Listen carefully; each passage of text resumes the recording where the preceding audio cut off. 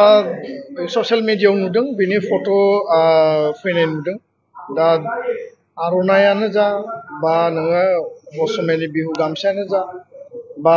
सोरबा सेलें सादर लायो बा बिखौ गुबुन गुबुन माहारिया गावबा गाव माने बेबायदि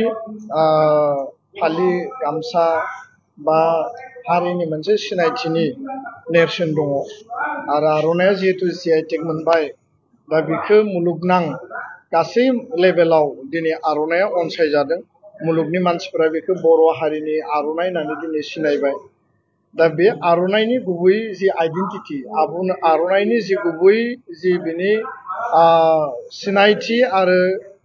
बे आर'नाइनि जि अरिजिनेलिटि बेखौ जों बयबो मेनटेन खालामनांगोन आरो बेखौ गुबुन गुबुन गाब होनानै गुबुन गुबुन बेयाव महर होनानै जुदि आर'नाइखौ दायोब्ला आर'नाइनि जि जोंनि बर' हारिनि जि आइडेन्टिटि बे सोरनिबा पार्सनेल आइडेन्टिटिनि बाथ्रा नङा बेयो सोरबा इन्डिभिजुवेलनि बाथ्रा नङा दा बेखायनो आइडेन्टिटिखौ डाइल्युट खालामनाङा आइडेन्टिटिखौ जों मेनटेन खालामनांगोन जाय जेखि थाया मानो जाय जेराव जि मावा मानो जिखि दल जिखि हान्जा खालाया मानो जिखि माने आदर्शनि बेक्ति जाया मानो आर'नाइया आर'नाइ हिसाबै हारिनि आइडेन्टिटिखौ लानानै जोङो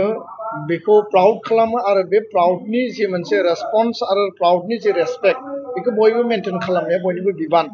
दा बेखौ नोङो गुबुन गुबुन गाब होनो हायो गुबुन गुबुन फिउजन होनो हायो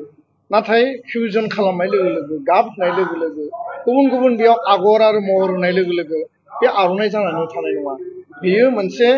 मा होनना बुङो फेब्रिकेटेड आरो बियो मोनसे डाइभार्सन लेभेलाव सहैगोन अब्ला आर'नाइनि जि गुबै मुल्य बिनि जि गुबै ओंथिमोन बियो थानाय नङा दा बेखायनो जायफोरा बेबायदि खालामदों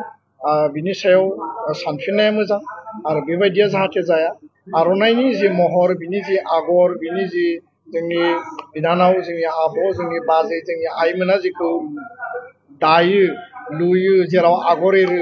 बेनो जोंनि गोथारथि आरो बे माने ट्रुथ आरो बे जि रेसपेक्टनि जि मोनसे आइडेन्टिटि